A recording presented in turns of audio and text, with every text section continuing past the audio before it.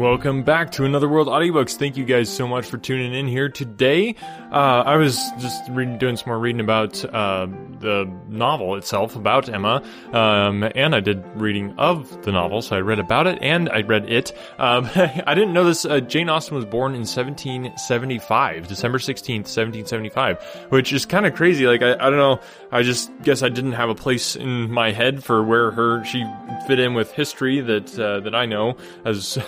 So, yeah, this is pretty crazy. She's right at the start of the American Revolution. That was when Jane Austen was born. So, pretty tumultuous time to come into, but thankfully she was too young to get drafted. Anyway, she didn't go to fight in the American Revolution, so we got these awesome books to read, one of which is Emma. So, we are in Volume 3 of Emma. We're getting close to wrapping this one up. I'm excited to have this whole book completed for you guys, and looking forward to the next couple chapters here. This chapter is very intense, so let's get into it. Without further ado, I give you the next chapter of Emma. Chapter 7. They had a very fine day at Box Hill, and all the other outward circumstances of arrangement, accommodation, and punctuality were in favour of a pleasant party. Mr. Weston directed the whole, officiating safety between Hartfield and the vicarage, and everybody was in good time.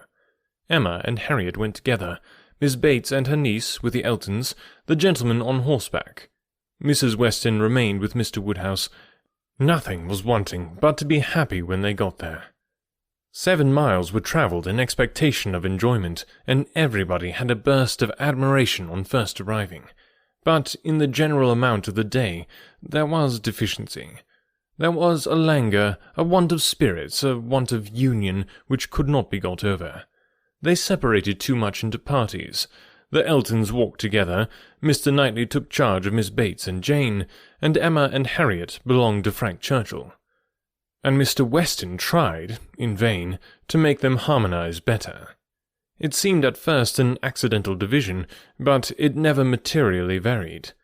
Mr. and Mrs. Elton, indeed, showed no unwillingness to mix, and be as agreeable as they could, but during the 2 whole hours that were spent on the hill, there seemed a principle of separation between the other parties, too strong for any fine prospects, or any cold collation, or any cheerful Mr. Weston to remove. At first it was downright dullness to Emma. She had never seen Frank Churchill so silent and stupid. He said nothing worth hearing, looked without seeing, admired without intelligence, listened without knowing what she said. While he was so dull, it was no wonder that Harriet should be dull likewise, and they were both insufferable.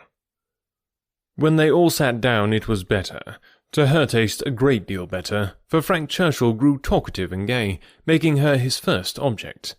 Every distinguishing attention that could be paid was paid to her. To amuse her and be agreeable in her eyes seemed all that he cared for.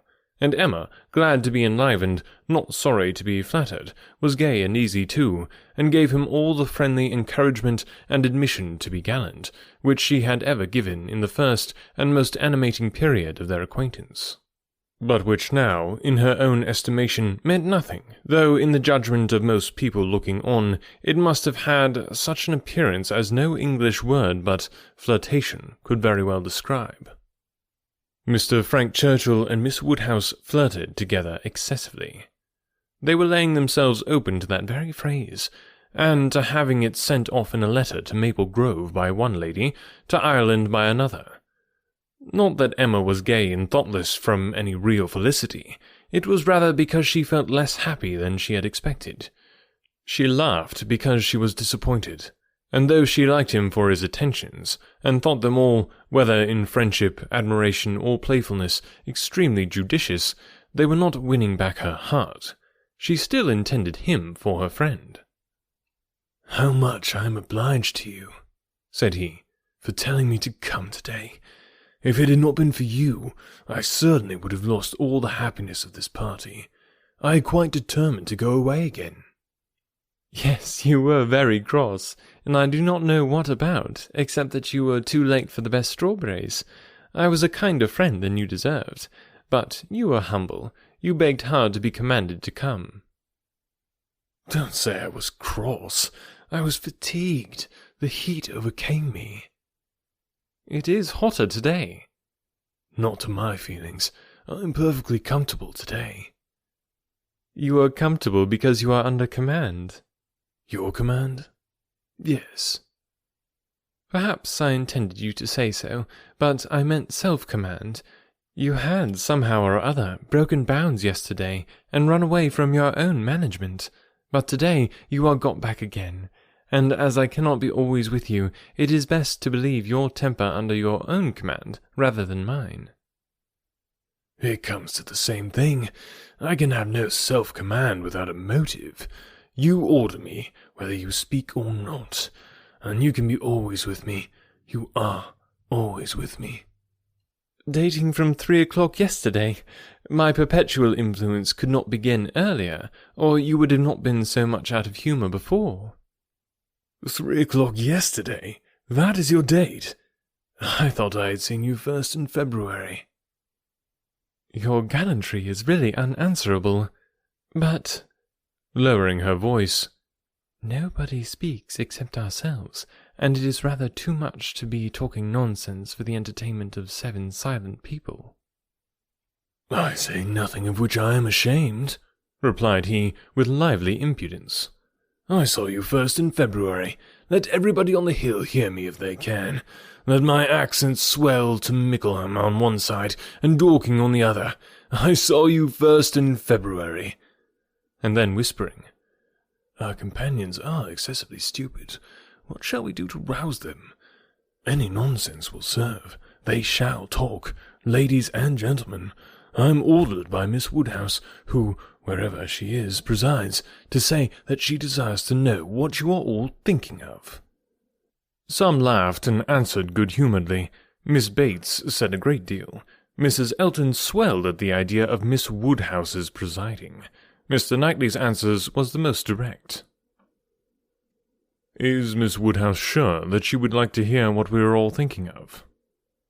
Oh, no, no, cried Emma, laughing as carelessly as she could.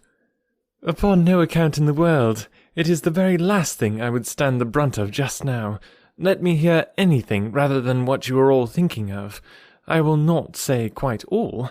There are 1 or 2, perhaps, glancing at Mr. Weston and Harriet, whose thoughts I might not be afraid of knowing. It is a sort of thing, cried Mrs. Elton emphatically, which I should not have thought myself privileged to inquire into, though perhaps as the chaperone of the party, I never was in any circle, exploring parties, young ladies, married women. Her mutterings were chiefly to her husband, and he murmured in reply, Very true, my love, very true. Exactly so, indeed, quite unheard of. But some ladies say anything. Better pass it off as a joke. Everybody knows what is due to you. It will not do, whispered Frank to Emma. They are most of them affronted. I will attack them with more address. Ladies and gentlemen, I am ordered by Miss Woodhouse to say that she waives her right of knowing exactly what you may all be thinking of, and only requires something very entertaining from each of you, in a general way. Here are 7 of you besides myself, who, she is pleased to say, am very entertaining already, and she only demands from each of you either one thing very clever, be it prose or verse, original or repeated, or 2 things moderately clever, or 3 things very dull indeed, and she engages to laugh heartily at them all. Oh, very well, exclaimed Miss Bates. Then I need not be uneasy. 3 things very dull indeed. That will just do for me, you know. I shall be sure to say 3 dull things as soon as I ever open my mouth, shan't I? Looking round with the most good-humoured dependence on everybody's assent. Do not you all think I shall? Emma could not resist. Ah, ma'am, but there may be a difficulty. Pardon me, but you will be limited as to number, only 3 at once. Miss Bates, deceived by the mock ceremony of her manner, did not immediately catch her meaning, but when it burst on her, it could not anger, though a slight blush showed that it could pain her. Ah, well, to be sure, yes, I see what she means. Turning to Mr. Knightley. And I will try to hold my tongue. I must make myself very disagreeable, or she would not have said such a thing to an old friend." "I like your plan," cried Mr. Weston. Agreed. I will do my best. I am making a conundrum. How will a conundrum reckon?" "Low, I am afraid, sir, very low," answered his son. "But we shall be indulgent, especially to any who leads the way." No, said Emma. "It will not reckon low. A conundrum of Mr. Weston's shall clear him and his next neighbour. Come, sir, pray let me hear it." "I doubt its being very clever myself," said Mr. Weston. "It's too much a matter of fact, but here it is. What 2 letters of the alphabet are there that express perfection?" "What 2 letters express perfection? I am sure I do not know." "You will never guess. You," to Emma, "I am certain will never guess. I will tell you. M and A. Emma. Do you understand?" Understanding and gratification came together. It might be a very indifferent piece of wit, but Emma found a great deal to laugh at and enjoy in it, and so did Frank and Harriet. It did not seem to touch the rest of the party equally. Some looked very stupid about it, and Mr. Knightley gravely said, "This explains the sort of clever thing that is wanted, and Mr. Weston has done very well for himself. But he must have knocked up everybody else. Perfection should not have come quite so soon." "Oh, for myself, I protest I must be excused," said Mrs. Elton. "I really cannot attempt. I am not at all fond of the sort of thing. I had an acrostic once sent to me upon my own name, which I was not at all pleased with. I knew who it came from, an abominable puppy. You know who I mean," nodding to her husband. "These kinds of things are very well at Christmas when one is sitting round the fire, but quite out of place, in my opinion, when one is exploring about the country in the summer. Miss Woodhouse must excuse me. I am not one of those who have witty things at everybody's service. I do not pretend to be a wit. I have a great deal of vivacity in my own way, but I really must be allowed to judge when to speak and when to hold my tongue. Pass us, if you please, Mr. Churchill. Pass Mr. E., Knightley, Jane, and myself. We have nothing clever to say, not one of us." Yes, pray pass me," added her husband, with a sort of sneering consciousness. "I have nothing to say that can entertain Miss Woodhouse, or any other young lady. An old married man, quite good for nothing. Shall we walk, Augusta?" "With all my heart. I am really tired of exploring so long on one spot. Come, Jane, take my other arm." Jane declined it, however, and the husband and wife walked off. "Happy couple," said Frank Churchill as soon as they were out of hearing. "How well they suit one another. Very lucky, marrying as they did, upon an acquaintance formed only in a public place. They only knew each other, I think, a few weeks in Bath. Peculiarly lucky. For as to any real knowledge of a person's disposition at Bath, or any public place can give, it is all nothing. There can be no knowledge. It is only by seeing women in their own homes, among their own set, just as they always are, that you can form any just judgment. Short of that, it is all guess and luck, and will generally be ill luck. How many a man has committed himself on a short acquaintance, and rued it all the rest of his life?" Miss Fairfax, who had seldom spoken before, except among her own confederates, spoke now. "Such things do occur, undoubtedly." She was stopped by a cough. Frank Churchill turned towards her to listen. "You were speaking?" said he gravely.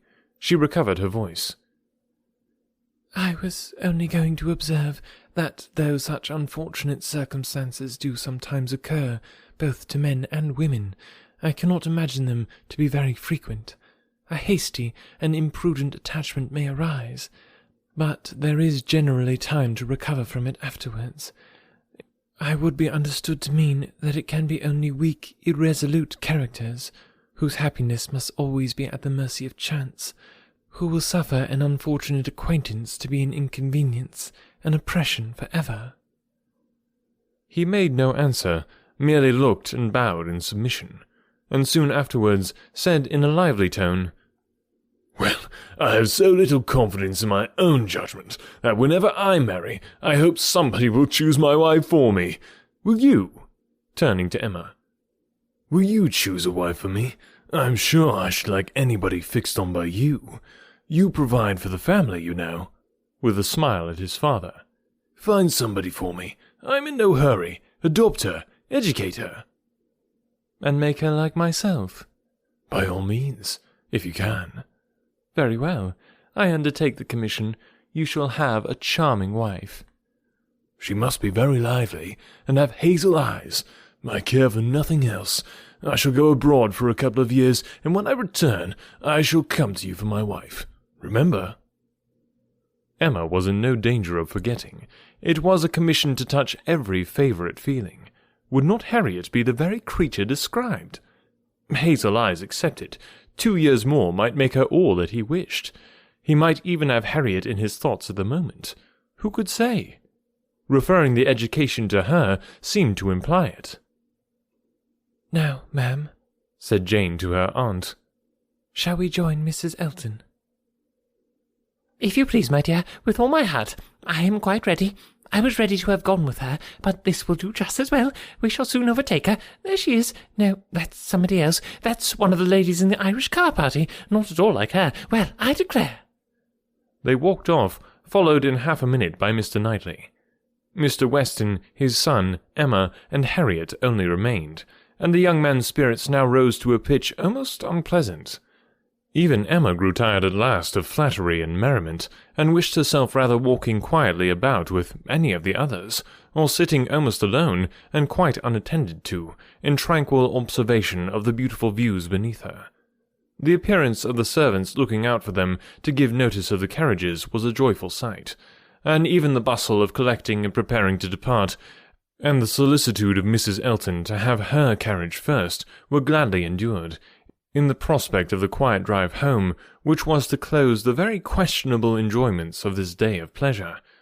Such another scheme, composed of so many ill-assorted people, she hoped never to be betrayed into again. While waiting for the carriage, she found Mr. Knightley by her side.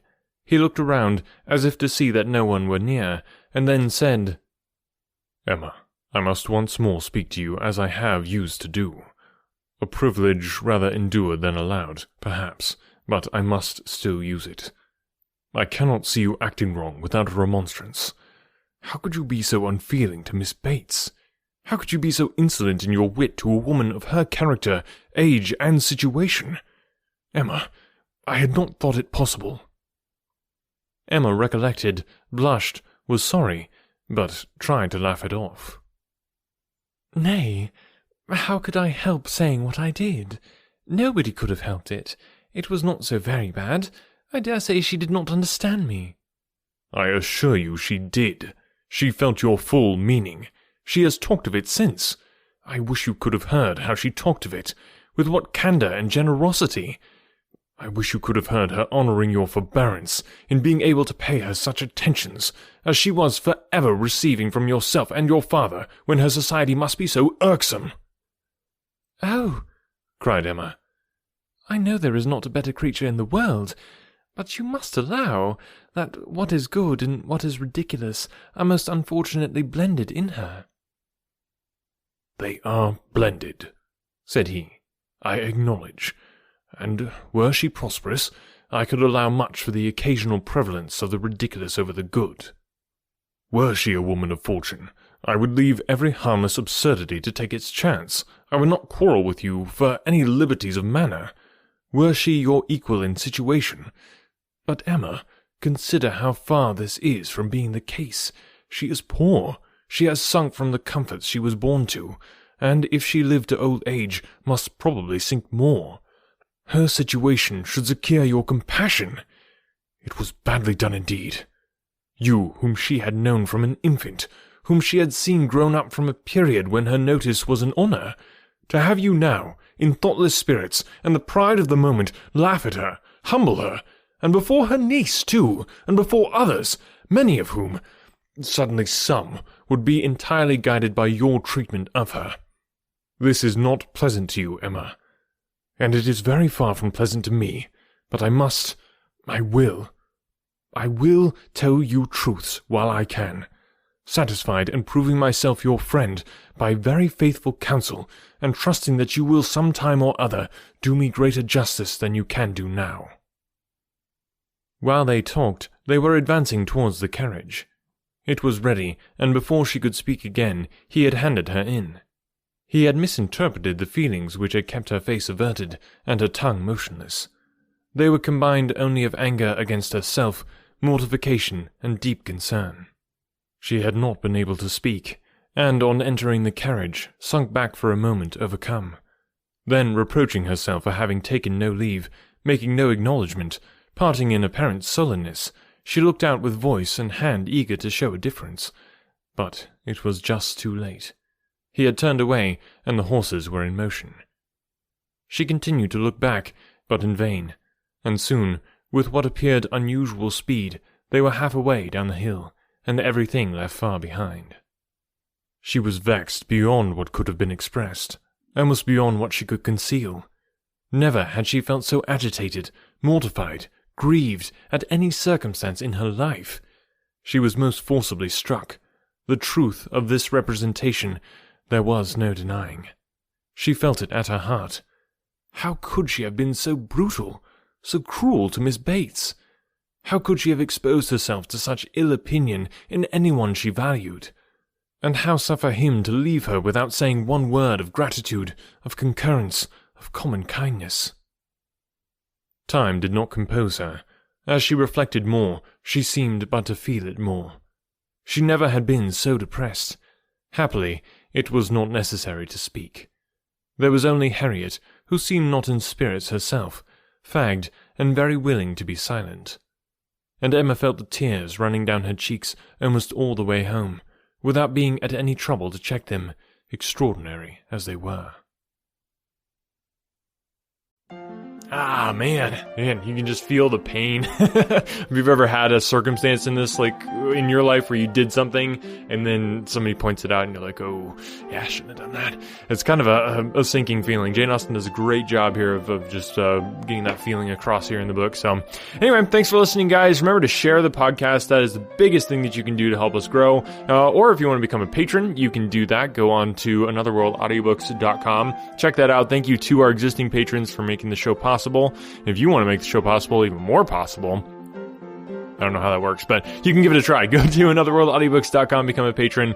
You can also buy full audiobooks from the backlist. We've got tons of books that we've done, so go ahead and check those out and support the podcast. Some of the things you should check out there on the store is the packages. So I actually we've done 5 Sherlock books. I put those all into one package, so you can get 5 audiobooks for the price of one, which is pretty awesome. Or you can listen to them for free in the backlist of the podcast. But if you want to support the show, go ahead and check that out. We've also got, I think, a Tarzan package, we've got an adventure package, all kinds of good stuff. So check that out, anotherworldaudiobooks.com. And now I will see you here next week. Hope you guys have a wonderful day, wonderful week, and we'll talk to you next week.